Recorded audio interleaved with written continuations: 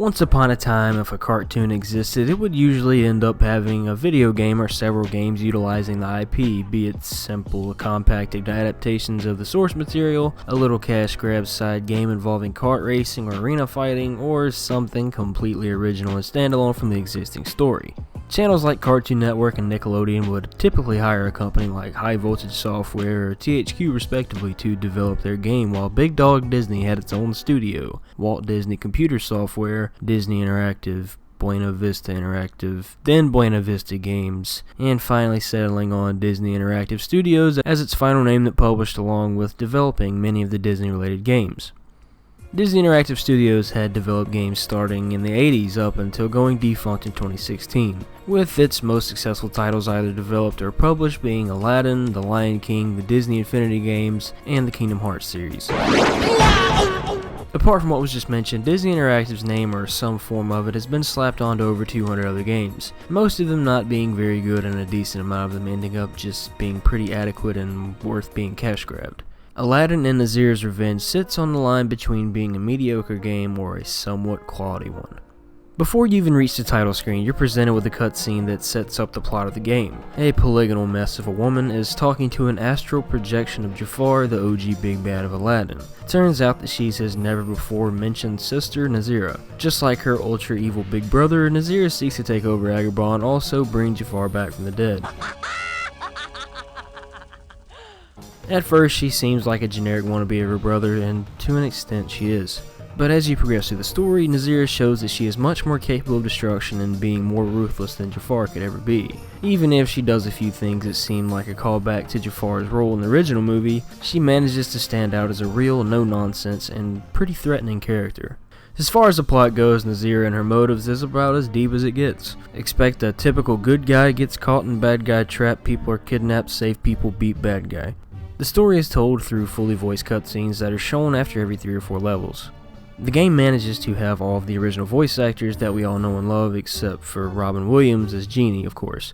These are actually pretty interesting and feel not as serious or in-depth as, let's say, a scene from one of the Aladdin movies, but more like the Aladdin TV show that aired for a while. It's similar in the way that it's full of cheesy sound effects and music that's way too loud at times, along with some not so well written dialogue. Lots of the voice delivery is pretty bad and, well, it lacks emotion during intense situations, further showing how much of a cash grab this game happens to be. What are you talking about? Come on, Al!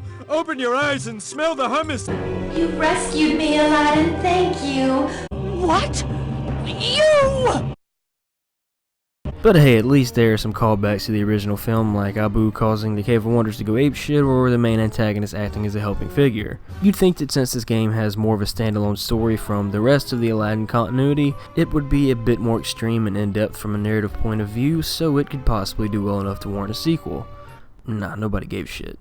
Don't let a generic, boring story speak for the entire game though, as I found everything else to be pretty enjoyable. I'm not gonna lie though, this is a very lazily made game. Character models are extra blocky and just plain ugly. Depending where you are on a level, you may feel like you're going to clip through a boundary. There are some big weird out of place shadows in certain parts that can be seriously off-putting. And here's the ugliest thing in the game.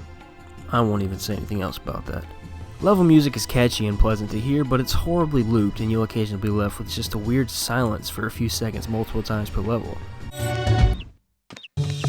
Everything aside, this game still manages to be very colorful and alive, and in my opinion I think that it really captures what it feels like to be in the world of Aladdin. Environments are all pretty detailed and completely different from one another, meaning that the game always feels fresh. Healing items are these little Genie brand juice boxes that I really love. Checkpoints are a colorful hoop held by Iago that you need to jump through. When standing idle or sneaking to grab some throwable items, Aladdin will home one jump ahead from the first movie. You have these little side mini games that take place in Genie's little world or whatever. The skating and surfing ones are hard as shit, by the way, partially due to wonky controls.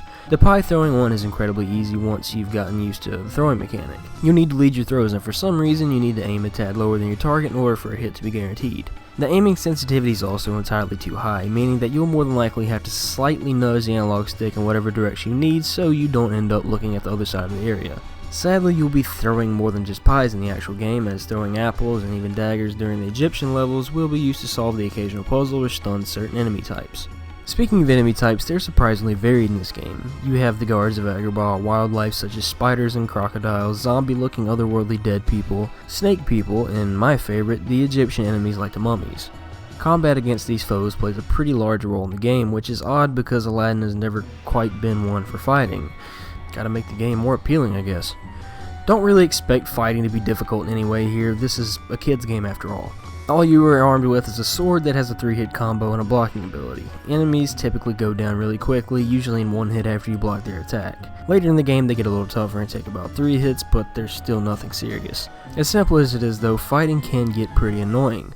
For one, you need to be completely stopped in front of an enemy in order to properly battle, especially when you need to block, since blocking and sliding are done with the same button for some stupid ass reason. The bland swordplay can become pretty tedious, so thankfully there are a lot of really cool boss fights. Well, one cool boss fight.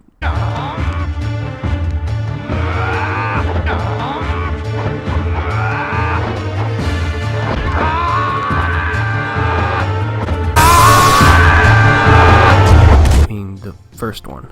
The rest are really gimmicky or just plain laughable. Anubis, the literal Egyptian god, is a joke. The final boss fight against Nasira and a spectral Jafar head is immensely disappointing.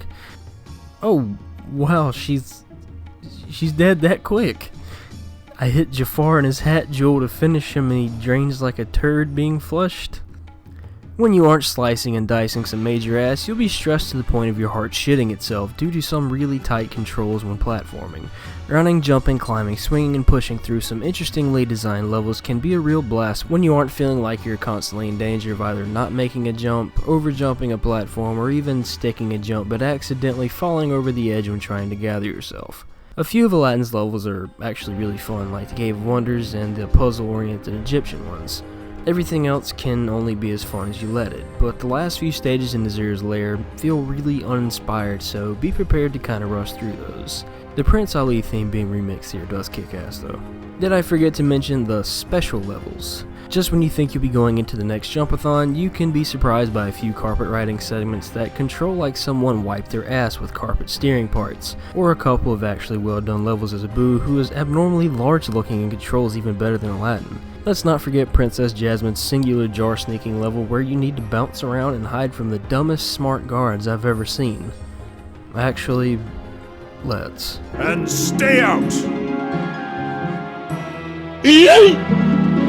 If not created solely as a cash grab, Nasira's Revenge could have been the best Aladdin game out there, or possibly one of the best Disney games. It seems to have everything that it needs in order to be great, but the lack of proper execution and polish along with the lazy-ass plot containing no real twists or turns just etches this game's spot in the annals of unmemorable experience, rather than placing it on the pedestal of rare, decent Disney games.